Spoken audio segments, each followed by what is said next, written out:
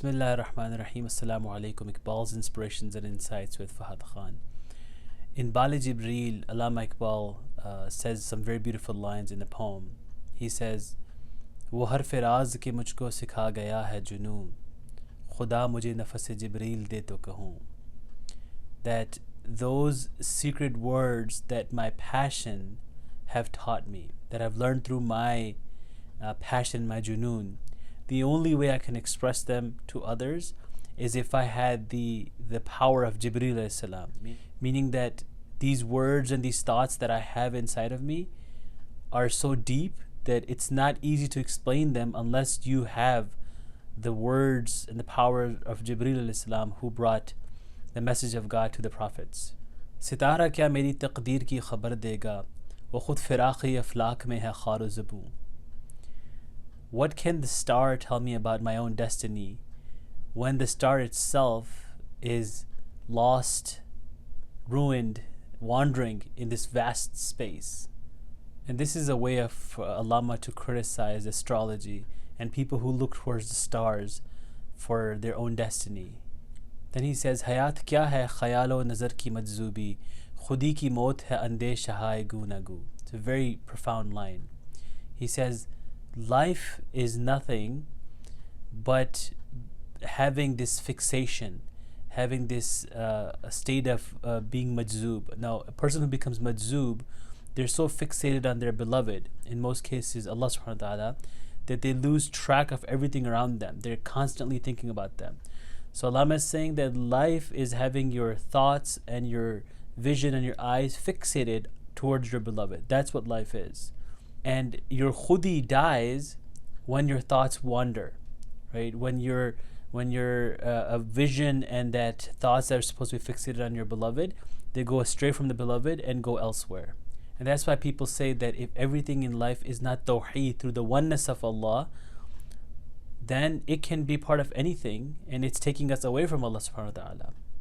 And then he says, ajab maza hai mujhe lazzat khudi dekar, wo chahte hain ki main apne aap mein na rahun. Meaning, how strange is it that my beloved, after giving me the taste and the desire, the passion of khudi, he wants me to not be attached to my own self.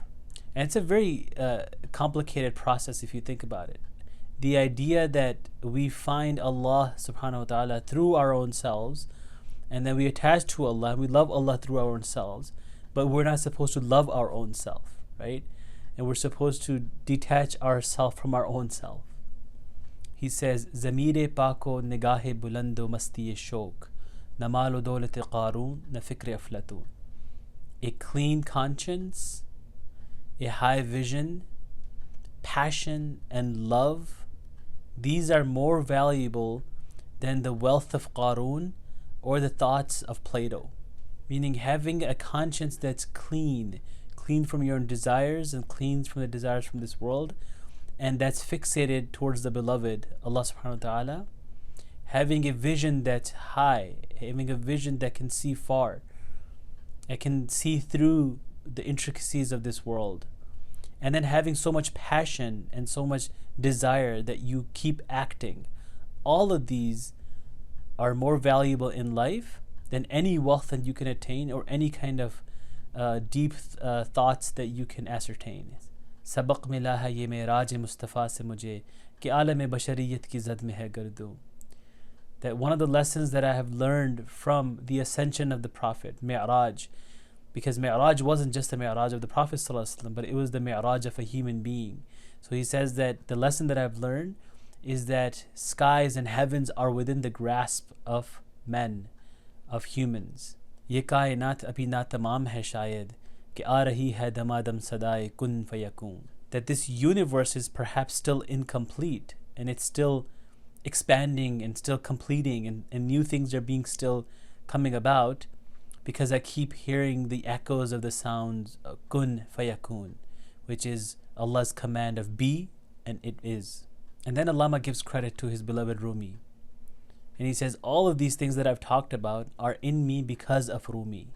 He says, علاج آتش رومی کے سوز میں ہے تیرا, تیری خلت پہ ہے غالب فرنگیوں کا فسون.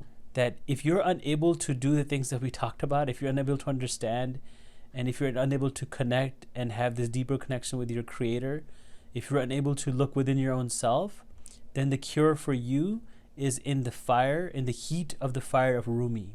Why? Because your intellect, unfortunately, has been taken over by Western spells.